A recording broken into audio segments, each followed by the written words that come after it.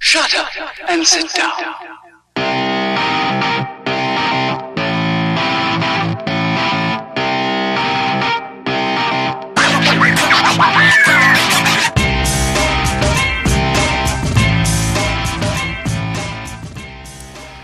Welcome to Trash TV Live, and today I am very much joined on the sofa by none other than James Holt, who, let me tell you, gives a very good cutch, don't you, Mr. Holt? I do indeed. And in fact, I have taught you something, haven't I? Cutch. Cutch. Cutch is Welsh for hug, and I can feel that you mean in this. I do mean it. And I want you on the weekends now to give people a good cutch on the sofa. Can you do that? I can. I'd like to stay here the whole time, but I feel that you'd probably feel more awkward before me. Oh, I wouldn't say that. I'm not even going to try it either. James Holt, it's a pleasure to have you on our sofa. How are you doing? I'm very good. How are you? I'm not bad at all. I'm not bad at all. And I'm noticing, what's this cheeky thing what's here? that? What's this? Hey, look at that. Tell us about this, young man. Well, this is a CD version of my new single, which is called Come Out to Play, which says Come Out to Play at the back. And it's also kind of, I've also added like my other single that I released previously. So this is sort of like an EP. I'd call this an EP. When does a single become an EP? I don't know. Because you're getting 5 tracks. Yeah, you're getting for your 5 money tracks. on there. Now, CDs, are these now unusual? Well, I mean, is this unusual? Because I've got pictures of cassettes on my walls, and I can explain that another time. And one of my children pointed at it and went, "Dad, what are they?" And so I had to sort of explain what cassettes were. And my youngest almost has no idea what a CD is. I don't know if that's distressing or... A little bit. It is a bit, isn't it? Yeah, I mean, I think they're kind of quite... Like, I think the dream for every artist is to kind of put it on vinyl record. Do you have any releases on vinyl? No, I don't. I think we need to get you one. Yeah. Can we sort out a vinyl release for Mr. Holt, please? I think that's very important. But I think also the CD is quite handy to just kind of keep in your pocket as well, and sort of give, and so I can give this to you now. Oh, and I can receive. Yeah. Thank you very much. Will you sign that for me afterwards? I can give it a kiss as well. Along with the table. So tell us about the single then. Tell us a bit more about it. So yeah, it's called Come Out to Play. It's released on the 1st of March. And yeah, it's all about kind of, it's about this guy who kind of struggles to kind of,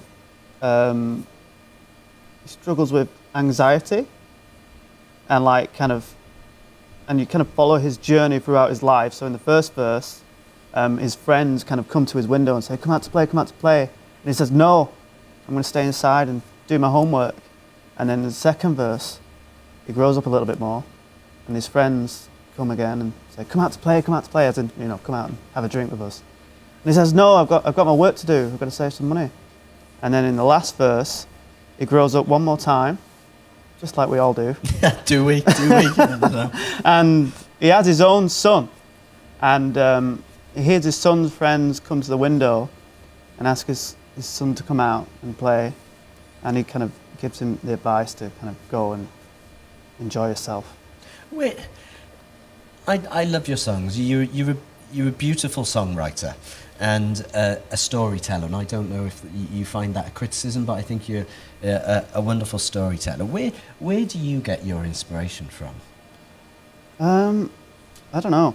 I mean, like, that isn't kind of biographical, I don't have a son.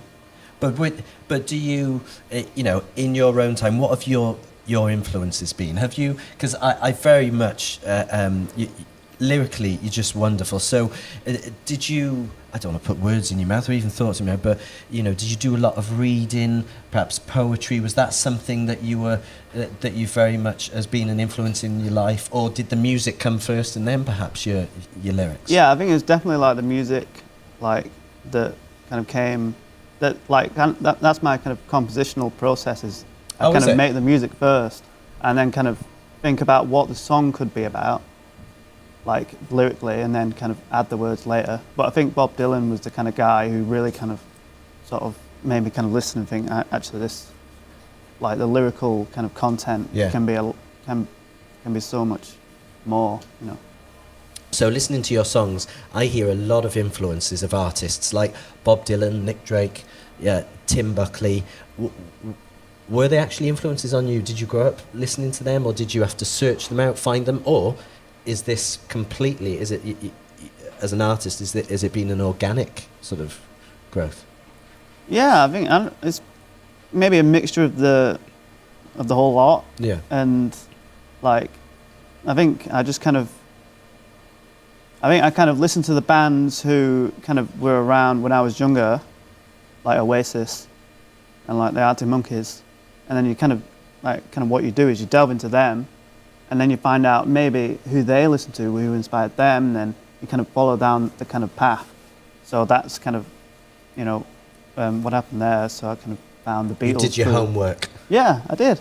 I like that. And a lot of bands that we have on will often speak about the camaraderie. Is that something that ever crossed your mind when you're just a solo artist and you don't...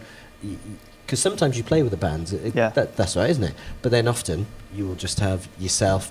Do you feel that you miss that camaraderie, or is that not something that you've thought about? Or do you not feel that you need that on a stage in a live performance? You mean like kind of destroying hotel rooms and... Yeah, throwing televisions out of hotel rooms. Yeah. Is that is it? Do you feel different when you perform with a live band? I kind of feel like there is a pressure to kind of like to be a front man and to have that kind of bravado. But like I kind of like the idea of sort of doing the sort of antithesis of that. Absolutely. And like kind of completely playing it down. I mean, I think recently I've kind of developed this sort of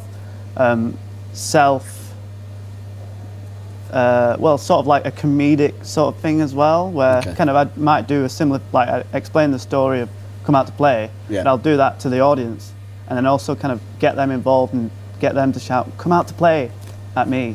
Brilliant. And they kind of like that, and so I've kind of enjoyed playing around with that idea. Where can we experience that soon then?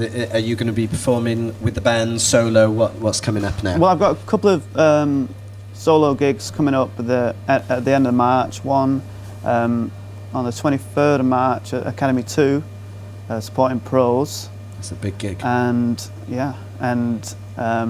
another gig on the 28th of March, supporting Sound of the Sirens at Band on the Wall. Both of those are solo shows. Fantastic. Yeah. I love it. Thank you so much. Thank you for this.